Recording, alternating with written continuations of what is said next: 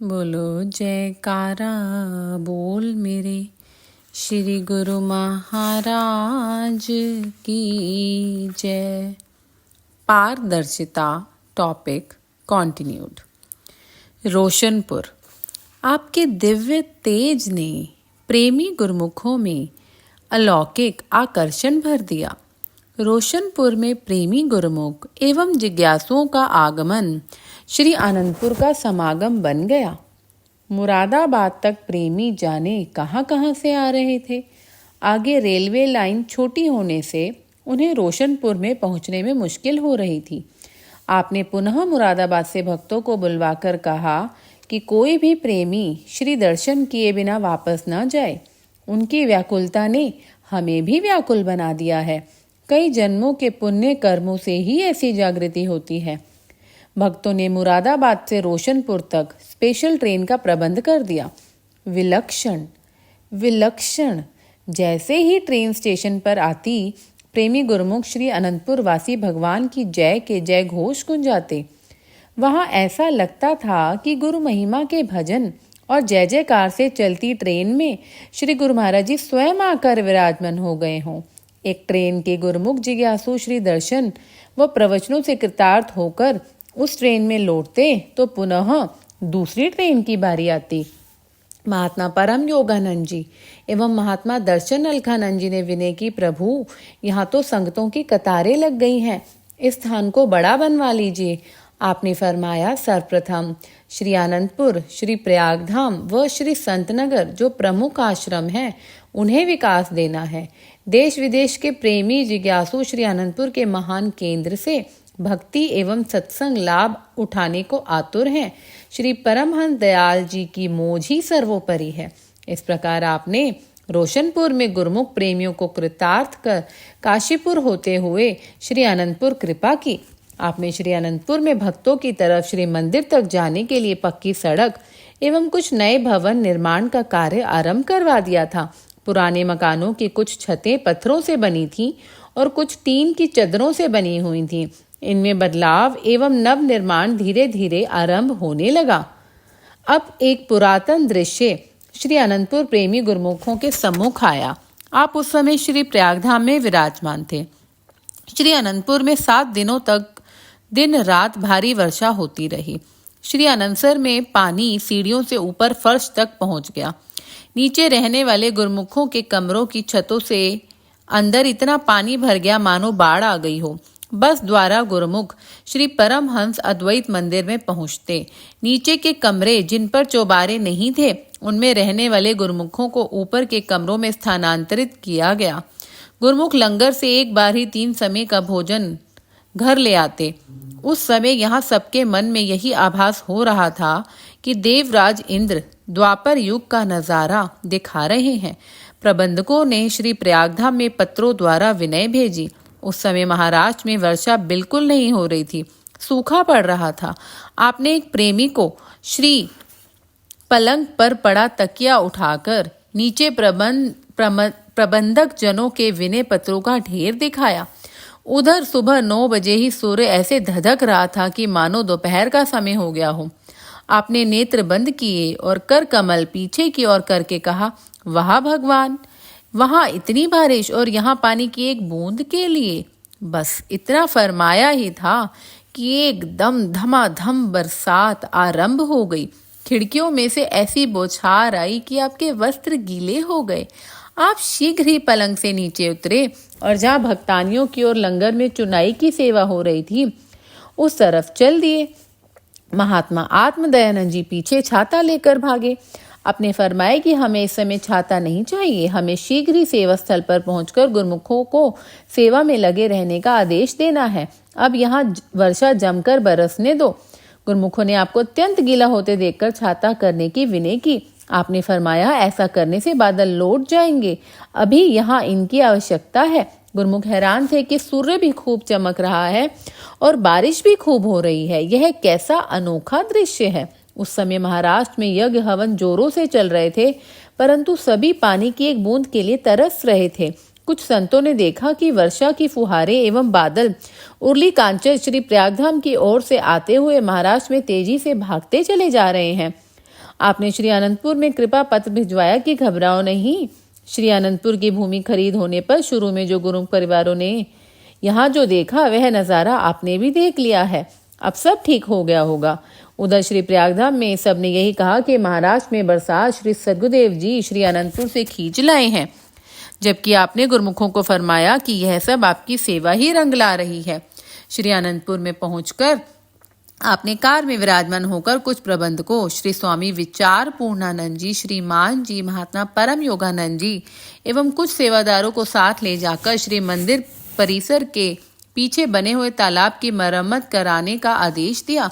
श्री वचन हुए यहाँ इसी तालाब में बरसात का सारा पानी एकत्र किया जाएगा। आज के बाद कोई मुश्किल सामने नहीं आएगी। बोलो जयकारा बोल मेरे श्री गुरु महाराज की जय।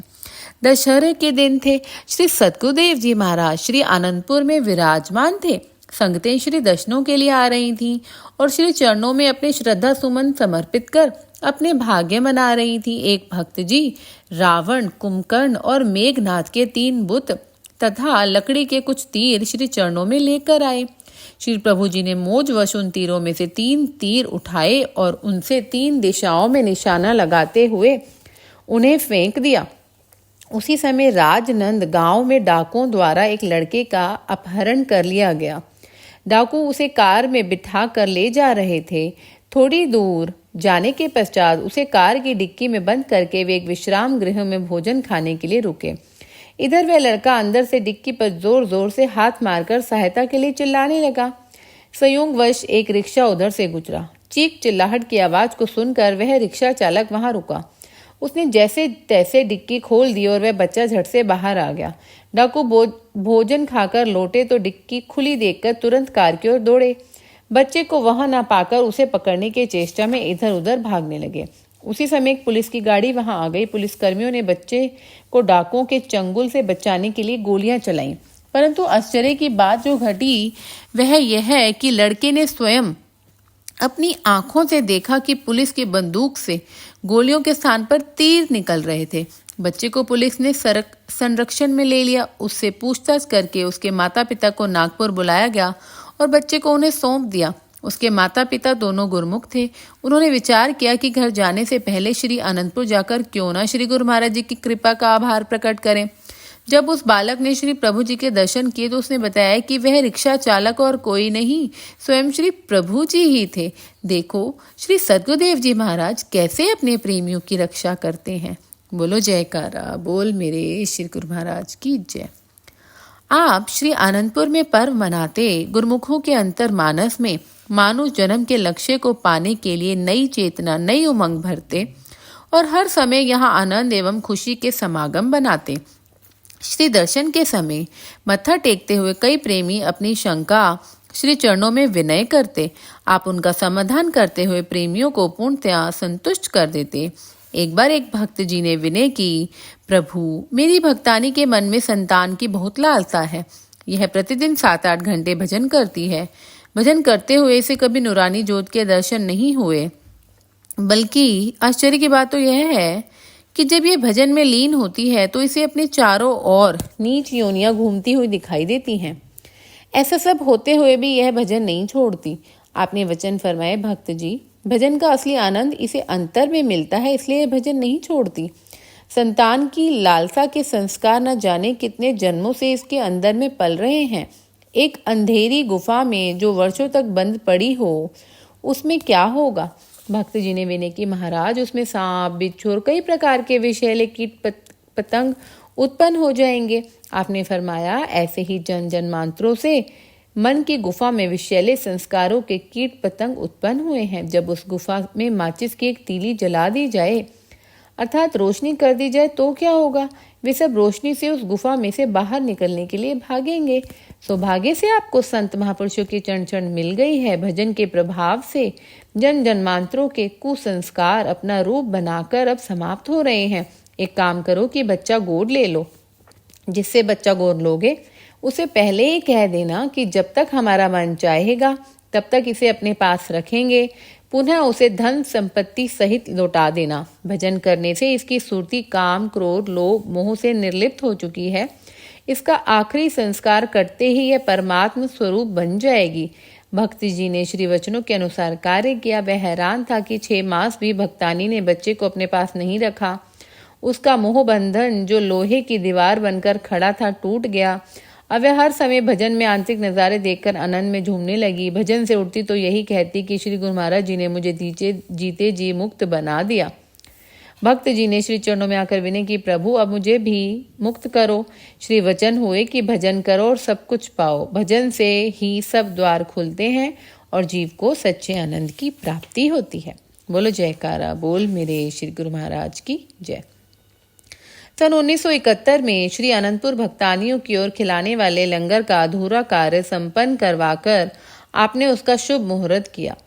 आपने श्री वचन फरमाए, गुरुमुखों श्री अनंतपुर में आप ऐसे मनमोहक सुंदर भवन का दृश्य देख रहे हैं। ये अपने श्री सद्गुरुदेव जी महाराज की धुर दरगाही मौज और गुरुमुखों की भक्ति और सेवा का फल है। महापुरुषों ने आप जैसे गुरुमुखों के लिए कृपा करके सेवा के भंडार खोल दिए हैं। गुरुमुख की भी यही पुकार होती है कि मैं अपना जीवन गुरु दरबार की सेवा में लगाऊं। बशर्ते सब चीज़ें भूल जाएं, लेकिन सेवा ना भूले, ऐसी हर गुरुमुख की भावना होती है। महापुरुषों ने भी जीव कल्याण के लिए ऐसा जरिया बना दिया है जिससे साधक साधन पाकर निष्काम भाव से सेवा करके अपना लोक व परलोक संवार सके। सेवा एक ऐसी दात है जिसकी और मिसाल नहीं मिल सकती। इसलिए गुरुमुख जन दिन रात 24 घंटे सेवा में रत रहकर अपने जीवन का कल्याण करें। महापुरुष भी यही चाहते हैं, क्योंकि यही इंसान के कल्याण की चीज है। इसके अलावा कोई भी चीज मांगना दुखों को मांगना है। विण तुध होर जे मंगना, सिर दुखा के दुख गुरवाणी। यदि मालिक से कुछ मांगना है तो उनकी सेवा मांग लो, जो कि असली चीज है। जिसकी सेवा की जाएगी कुदरती तौर से उसी का ही ध्यान आएगा। गुरुमुख के लिए भक्ति की मंजिल को पाने के लिए 2 चीजों की जरूरत है। जैसे पक्षी 2 परों से उड़ता है, ऐसे ही गुरुमुख सेवा और भजन की मंजिल तय कर लेते हैं।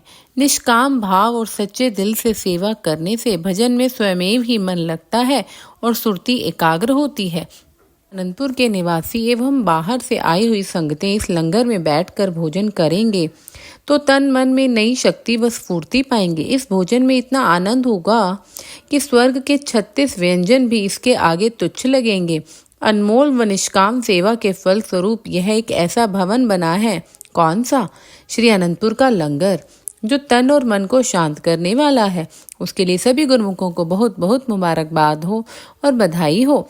गुरुमुख जन खाते पीते रहें और अपनी सेवा में संलग्न रहें। खा पी कर जो सेवा में लग जाता है वह भक्ति धन को इकट्ठा कर लेता है। खा पी कर सो जाना गफलत है। इसलिए खाते पीते प्रत्येक श्वास को सेवा व सुमिरन में लगाओ। जो मेहनत करेगा, सेवा करेगा, उसके लिए पानी भी घी का काम करेगा। इसलिए सेवा करो और आनंद लो। भक्ति का सच्चा धन कमाकर अपना लोक और परलोक दोनों संवार लो।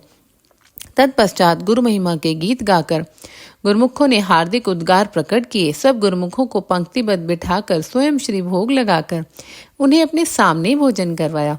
इस दिव्य सुअवसर को पाकर सबने अपने भाग्य मनाए और ऐसा पावन संयोग पुनः पुनः पाने के लिए श्री चरणों में विनय की। महापुरुष लक्ष्य को सामने रखकर उत्तरोत्तर परमार्थ पथ पर बढ़ते ही जाते हैं। वे संसार में आकर श्री वचनों द्वारा संसार में त्रैताप से ग्रसित जीवों को आनंद व सुख का शीतल मार्ग प्रदान करते हैं, क्योंकि शीतल चंदन चंद्रमा तैसे शीतल संत, तैसे शीतल संत जगत की ताप बुझावे। जो कोई आवे जरत मधुर मुख बचन सुनावे। धीरज सील सुभाव छिमाना जात बखानी। कोमल अति मृदु बैन ब्रज को करते पानी। रहन चलन मुस्कान ज्ञान को सुगंध लगावे। 3 ताप मिट जाए संत के दर्शन पावे। पलटू ज्वाला उदर की रहे न मिटे तुरंत। शीतल चंदन चंद्रमा तैसे शीतल संत। संतों महापुरुषों का स्वभाव शीतल होता है और वे परमात्मा स्वरूप होने से अंत बाहर से शीतलता प्रदान करते हैं। यह केवल उदाहरण स्वरूप कहा गया है कि संतजन चंद्रमा एवं चंदन की न्याय शीतल होते हैं। चंद्रमा और चंदन में शीतलता का गुण तो है, परंतु वे केवल बाहर से प्रभावित करते हैं। चंद्रमा की शीतलता तन की तपन को बुझा सकती है, मन की नहीं। ऐसे ही चंदन के लेप से तन को शीतलता मिलती है, परंतु मन को नहीं। सतगुरु के दर्शन की किरणों से, श्री वचनों के प्रवाह से स्वयमेव ही तन पर प्रभाव पड़ता है और मन में आनंद एवं सुख शांति आ जाने से मोह माया की तपन शांत हो जाती है। संसार में माया काल के पंजे में जकड़ा जीव 3 तापों से सदैव अशांत और बेचैन रहता है। संत संसार को इन दुखों से छुटकारा दिलाने के लिए अवतरित होते हैं। जो जीव इनकी चरण शरण में आ जाते हैं, अपने मधुर उपदेशों से ज्ञान देकर उनके समस्त दुख व कलेश हर लेते हैं। महापुरुषों के धैर्य, सहनशीलता एवं क्षमा के महान गुणों का वाणी वर्णन नहीं कर सकती। कोई कितने ही कठोर वचन उन्हें कहे, वे मधुर एवं कोमल वचनों से उस पर प्रभाव डालते हैं।